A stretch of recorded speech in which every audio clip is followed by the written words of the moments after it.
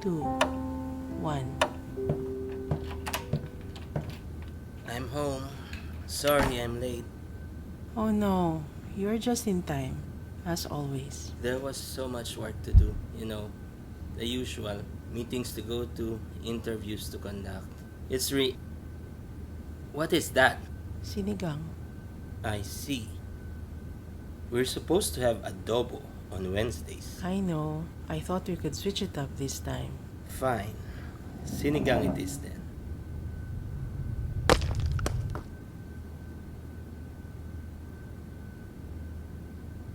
Pass the rice. You know Maria from down the street? Well, she and her husband are inviting us over for dinner. Housewarming party or something. Pass the sinigang. Richard, I want to start working again. Really? Work? Yeah, I thought I'd start writing again. I know it's been a while since I've written anything, but I have to do something with my life. Well, that's hardly anything. What did you say? Nothing, dear. So Carlos got promoted today. Bastard's been working for the company for 3 months, and suddenly he's climbing the corporate ladder. Now he comes to work strutting around like he owns the damn place. God, I hate that kid. I know. I'm sure he hates you too. What? I said they should have promoted you. Damn right they should have. Well, maybe if you weren't such an asshole to everyone, they would have. So writing, huh? That ought to be something. What are you going to write about? I thought I'd start a couple of storybooks for kids. I could even get Benji to illustrate them for me. Or maybe a new detective thriller. Or maybe a compilation of poems. Poetry is a good thing to have on the shelves these days. The last thing this world needs is another novel about some stupid teenage girl falling in love with a zombie.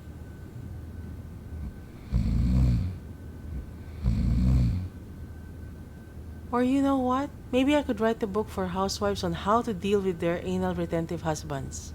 What did you say? You heard me. You're anal retentive, controlling, unyielding, unwilling to compromise, unreasonable, and boring. Boring? Yes, Richard. Boring. You've changed. You know what you should really write about? A book about being perfect. Because no one knows about being perfect more than you, Amy. Because you're just so goddamn perfect. Cheers. While we're at it, let's have a toast to you for being such a model employee. Such devotion. I barely even see you at home anymore. Well, excuse me for going to work every damn day to put food on the table and a roof over your head. Roof? What roof? You told me you'd fix this house. I'll fix it next week. Yeah, that's what you said last week. And the week before that. And the month before that. It's what you've been saying for the past 15 years. I know. And now I'm saying I'll fix it next week. No, you won't. You're right. I won't. I'm going to bed.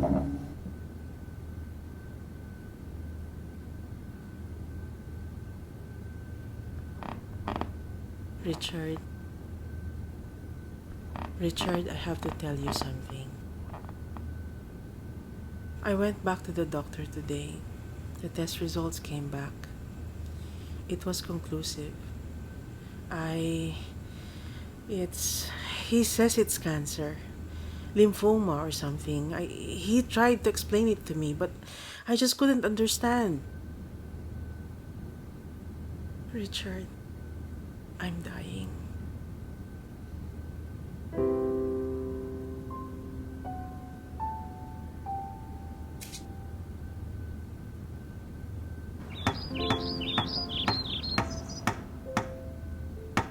Careful, the floor is still slippery.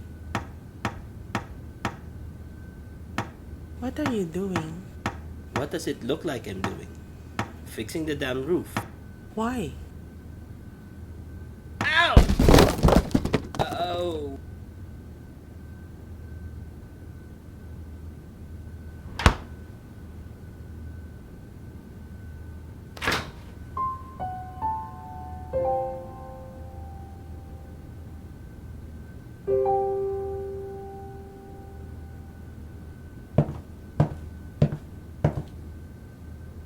I made you breakfast.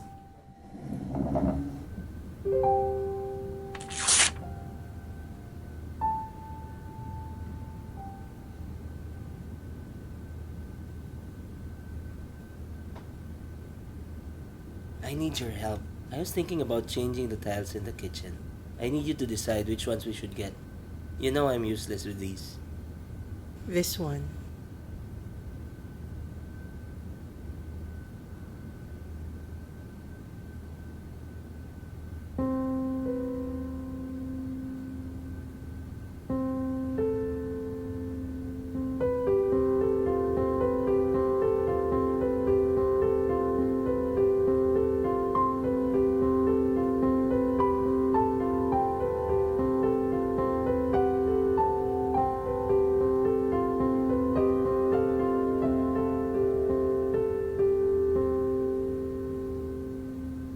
Amy, is something wrong?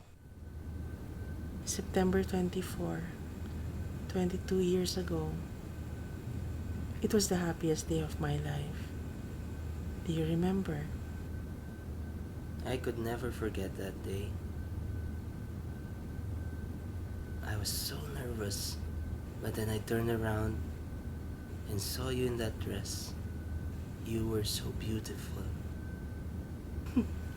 I could never forget that look on your face when you turned around. What look? The same look a cat gets just before it gets run over. Can't say it was wrong. You did head straight for one train wreck of a marriage. It's not. You've always been my hero, you know. I can't save you from this one, can I? No, not this time. Doesn't mean I can't try.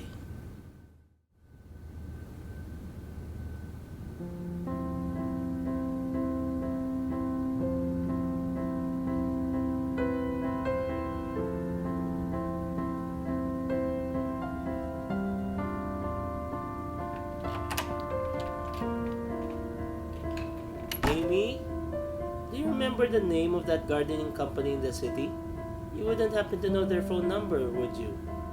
I might have to give them a call. I've been trying to get rid of these weeds for months now. Tried everything, nothing works.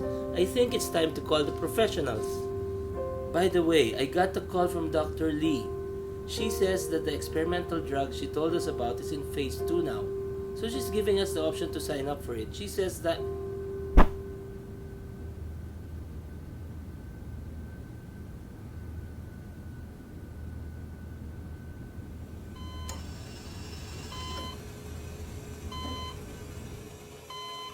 Richard, I'm sorry, I fell asleep.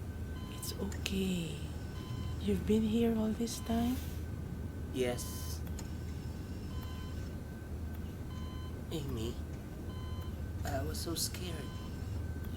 Shh. It's going to be okay. I'm actually kind of tired. Is it okay if I go back to sleep? Okay, I'll be here when you wake up.